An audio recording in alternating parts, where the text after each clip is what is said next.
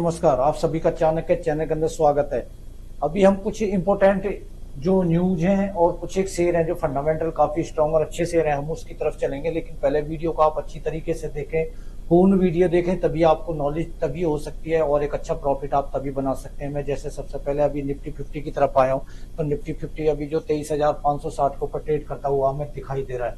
हमें इसकी market cap से कोई लेना देना नहीं है। करंट प्राइस इसका 23,560 और 26,277 इसका हाई और 21,281 हमें इसका लो दिखाई दे रहा है। अभी हम सबसे पहले इसके सीएजीआर के ऊपर एक नजर डालते हैं। तो सीएजीआर आपका 10 साल का देखोगे तो आपका 10.7 आ रहा है। आप देख सकते हैं 10.7 10 साल का सीएजीआर इसने लगातार कंटिन्यू इतना जनरेट किया है। उसके बाद में इसका 5 साल का जो सीएजीआर है, मार्केट के अंदर काफी चेंजमेंट आए हैं और मार्केट में बहुत बदलाव हुए हैं। तो इस वजह से क्या है, अभी इसका जो 5 साल का सीएजीआर है वो 14.2 यानी 14.2 आ रहा है। और इसका जो सीएजीआर 1 ईयर का यानी 1 साल का जो सीएजीआर है वो 7.41 आ रहा है। तो यानी कि सीएजीआर इसका काफी ज्यादा कम हो चुका है और यहाँ से मार्केट के अंदर काफी ज्यादा हमें ऊपर आने के चांस दिखाई दे रहे हैं। लेकिन रिटेलर बर्बाद होने का सबसे बड़ा जो कारण होता है, रिटेलर बर्बाद क्यों होता है, मैं आपको वही बताना चाहता हूँ कि रिटेलर क्या होता है कि जब मार्केट के अंदर बुलिश होता है, मार्केट भागना शुरू करता है, तो ऊपर जाते हुए शेयरों के अंदर अपनी पोजीशन बना लेते हैं और जब वो हाई की तरफ होता है तो वहां पोजीशन बनती है और जब वहां से वो डाउन ट्रेंड में आता है तो काफी बड़े लॉस की तरफ वहां से आना शुरू हो जाते हैं। तो इस तरीके से रिटेलर करीब करीब ज्यादा बर्बाद होने का चांस उनका यही होता है, क्योंकि वो हाई पे खरीदते हैं और फिर लो पे नीचे आके जब लॉस घना बड़ा होने लगता है तो वहां पे आके वो अपनी पोजीशन को काटने लगते हैं और इससे क्या उनका लॉस बहुत बड़ा होता है। लेकिन एक न्यूज है जो न्यूज काफी रिटेलरों को बर्बाद कर सकती है, यानी कि मैं एक न्यूज की तरफ चलता हूँ। सबसे पहले जो एक ट्रम्प ने जो एक न्यूज को रिन्यूएबल एनर्जी के खिलाफ दिया है, रिन्यूएबल एनर्जी ऊर्जा परियोजना पर ट्रम्प की टिप्पणी से सहमा बाजार, शेयरों में 14% तक की गिरावट। यानी कि जो रिन्यूएबल एनर्जी के जो स्टॉक हैं उनके अंदर जो ट्रम्प ने एक न्यूज दिया है, एक्चुअली क्या है कि ट्रम्प की इन कंपनियों के साथ में कुछ अनबन भी चल रही है। प्लस दूसरा कारण है कि इसको रिन्यूएबल एनर्जी को कहीं भी बिल्डअप करने के लिए बहुत बड़ा इलाका चाहिए, जैसे कि रेगिस्तान हुआ या किस तरीके का खाली इलाका होता है जो बंजर जमीन होती है, उस तरीके के वहां पे ये ज्यादातर ये प्रोजेक्ट लगाए जाते हैं। तो रिन्यूएबल एनर्जी के ऊपर ये टिप्पणी जो दी है इन्होंने, ट्रम्प जी ने, इसके देने के बाद में बहुत ज्यादा रिटेलर यहाँ पे बर्बाद हो चुके हैं जो रिन्यूएबल एनर्जी के अंदर जिन्होंने अपने स्टेक ले रखा है। तो ऐसा कुछ नहीं है कि सेक्टर बर्बाद हो गया या कंपनी बर्बाद हो गई है। कुछ टाइम के लिए न्यूज का इम्पैक्ट पड़ता है और न्यूज के इम्पैक्ट की वजह से क्या रिन्यूएबल एनर्जी की तरफ क्या है काफी ज्यादा गिरावट आ सकती है। जैसे कि अभी मैं रिन्यूएबल एनर्जी की तरफ जाता हूं तो केपीआई ग्रीन देख सकते हैं कि यहाँ पे क्या है, इसके अंदर अगर 1 मंथ में आप देखोगे तो 1 मंथ के अंदर इसने क्या अच्छी खासी गिरावट यहाँ पे हमें कंटिन्यू दिखाई और उसके बाद में इसका हाई 745 और 313 इसका लो है। तो इन कंपनियों के ऊपर कुछ थोड़ा बहुत इम्पैक्ट इस न्यूज का आएगा और रिटेलर यहाँ पे क्या है बर्बाद होने के चांस हो गए या इस तरीके से हो गए, ऐसा कुछ नहीं होता है। लेकिन क्या है कुछ टाइम के लिए मार्केट के अंदर क्या है डाउन ट्रेंड आ जाता है, लेकिन क्या है फिर बाद में कंटिन्यू मार्केट क्या है अप ट्रेंड में आनी है। कंपनी बर्बाद नहीं होती है, कुछ टाइम के लिए शेयर के अंदर क्या है गिरावट हमें दिखाई देती है। अभी रिन्यूएबल एनर्जी पे हम दूसरी कंपनी की तरफ चलते हैं। तो ये कंपनी क्या है, जेएसडब्ल्यू एनर्जी। अभी आप देख सकते हैं कि इसके अंदर गिरावट आ गई है क्योंकि ये न्यूज जो आई है इम्पैक्ट ग्लोबल संकेत के मुताबिक ये न्यूज जो है सभी बाजारों के ऊपर अपना इम्पैक्ट दिखाएगी। तो इस तरीके से 1 मंथ में आप देखोगे तो 1 मंथ में भी इसके अंदर अच्छी खासी गिरावट आई है और उस गिरावट के बाद में इसके अंदर फिर थोड़ा सा ट्रेंड आता हुआ हमें यहाँ पे दिखाई दिया है। 804 इसका 52 वीक हाई है और 13,439 इसका लो है और ये 485 पर ट्रेड कर रहा है। तो यहाँ पे आप छोटे छोटे डिप में बाय कर सकते हैं। नेक्स्ट देखता हूं तो मैं नेक्स्ट है इसका टाटा पावर। टाटा पावर एक मार्केट लीडर कंपनी है, इसके ऊपर भी काफी इंपैक्ट पड़ा जिससे कि इसके अंदर क्या है कोई बुलिशनेस नहीं आया और ये मार्केट वहीं पे लगातार ट्रेड कर रही है। अगर 1 मंथ में देखोगे तो इसके अंदर अच्छी खासी गिरावट हमें होती हुई दिखाई दी है। अपने हाई से भी इसने काफी ज्यादा इसने करेक्शन दे दिया है क्योंकि इसका 494 हाई है और 367 इसका चल रहा है। तो करीब करीब यहाँ से 3-4% की इसके अंदर गिरावट स्वाभाविक हो चुकी है और यहाँ से क्या है एक इसके अंदर अप ट्रेंड आ सकता है। नेक्स्ट मैं देखता हूं कि जो एक न्यूज आई थी, इस न्यूज की वजह से मार्केट के ऊपर काफी इंपैक्ट पड़ा। ऑटो सेक्टर की न्यूज है।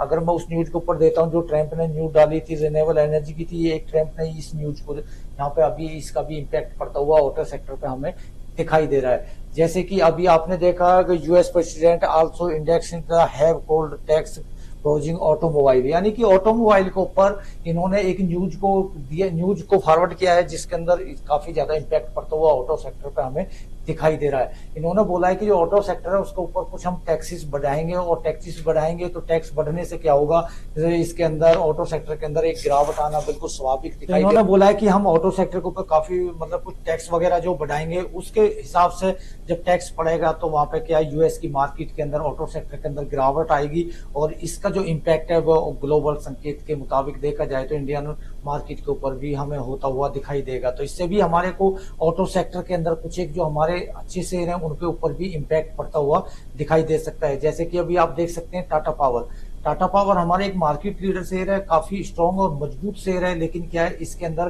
काफी ज्यादा गिरावट लगातार चल रही है। अभी आप देख सकते हैं 1 मंथ के अंदर क्या है इसके अंदर कितनी ज्यादा गिरावट हो चुकी है। इसका 1179 हाई और 683 इसका लो है, और ये 706 के ऊपर, यानी कि बहुत ही ज्यादा गिरावट इसके अंदर टाटा मोटर के अंदर आ चुकी है। लेकिन इसका मतलब ये नहीं है कि यहाँ पे रिटेलर जो बर्बाद हो चुका है, रिटेलर का हाँ लॉस जरूर हो चुका है यहाँ पे, क्योंकि मार्केट यहाँ पे क्या है स्टॉक में काफी ज्यादा गिरावट हो गई है तो लॉस हो चुका है, लेकिन मार्केट कंपनी नहीं डूबी है, ना ही सेक्टर डूबा है। ये कुछ दिन के बाद में कम बैक करेगा और दोबारा एक नया हाई क्रिएट करेगा, लेकिन आपको हो सकता है कि 4 महीने या 6 महीने का टाइम पीरियड यहाँ पे लग सकता है। तो इसलिए इस कंपनी की तरफ आप बिंदास होकर जा सकते हैं, एक मार्केट लीडर कंपनी है, क्योंकि जो ट्रम्प का न्यूज है उस न्यूज के मुताबिक क्या है उसका इम्पैक्ट पड़ता हुआ था थोड़ा बहुत हमें दिखाई दे सकता है। तो रिटेलर बर्बाद होने से कोई दिक्कत नहीं है, बर्बाद कोई नहीं होता है, लेकिन आपका पैसेंस और धैर्य थोड़ा सा ज्यादा होना चाहिए और आपका प्रॉफिट यहाँ पे बनेगा। नेक्स्ट कंपनी की तरफ मैं जाता हूँ कि अभी आप देखते हैं महिंद्रा एंड महिंद्रा। महिंद्रा एंड महिंद्रा क्या है, इसके ऊपर भी देखो इम्पैक्ट पड़ा है।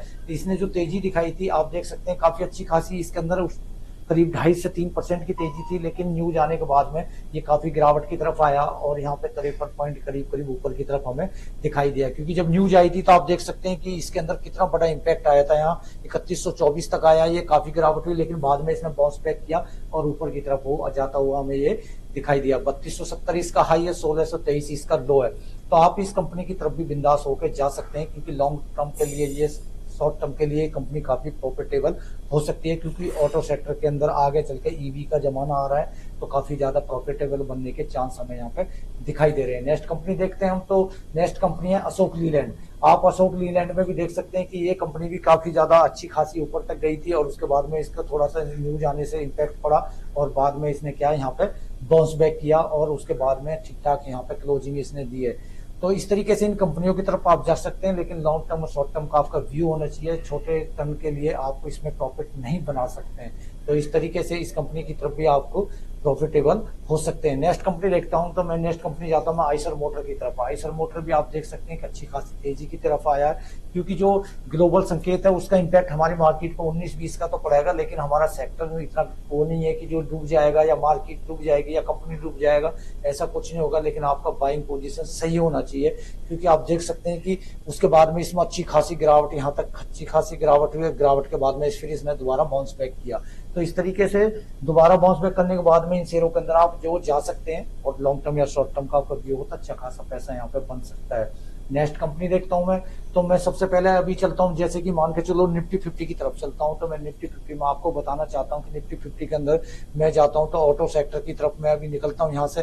तो इसके अंदर जो आप फंडामेंटल मजबूत और स्ट्रॉन्ग शेयर है उनकी तरफ आप बिंदास होकर जा सकते हैं, क्योंकि निफ्टी 50 के ये स्टॉक है और इसके अंदर बाउंस बैक आना बिल्कुल स्वाभाविक है। जब निफ्टी यहाँ से ऊपर ट्रेंड में आएगा तो सबसे पहले यही निफ्टी 50 के स्टॉक ही बाउंस बैक करते हैं और ऊपर की तरफ यहाँ से जाएंगे ही जाएंगे। ये तो इन कंपनियों की तरफ आप नजर बना कर रख सकते हैं अपनी रिसर्च करके, और अच्छी तरीके से आप इन कंपनियों की तरफ जा सकते हैं। जैसे आईसीआई बैंक एक बहुत अच्छा स्ट्रॉन्ग बैंक है, आप इसकी तरफ जा सकते हैं। इन्फोसिस की तरफ आप जा सकते हैं, उसके बाद में आप बजाज फाइनेंस की तरफ जा सकते हैं। तो ये कंपनियां काफी स्ट्रॉन्ग और मजबूत कंपनियां, आप इनकी तरफ में जा सकते हैं, लेकिन आपका व्यू थोड़ा सा क्या है ज्यादा होना चाहिए। मैं बैंक निफ्टी की तरफ जाता हूँ, तो बैंक निफ्टी की तरफ भी आप देख सकते हैं कि इसके अंदर भी मैं अगर जाता हूं तो इसके अंदर केवल क्या 12 बैंक इसके अंदर जो ट्रेड करते हैं निफ्टी बैंक के अंदर। तो निफ्टी बैंक के अंदर जो सबसे ज्यादा स्ट्रॉन्ग और मजबूत है वो करीब 4 से 5 बैंक है, जैसे कि एचडीएफसी बैंक है, आईसीआई बैंक है, state bank of India, Kotak Mahindra bank है। कोटक महिंद्रा बैंक ने देखो कितना अच्छा खासा यहाँ से बाउंस बैक किया है।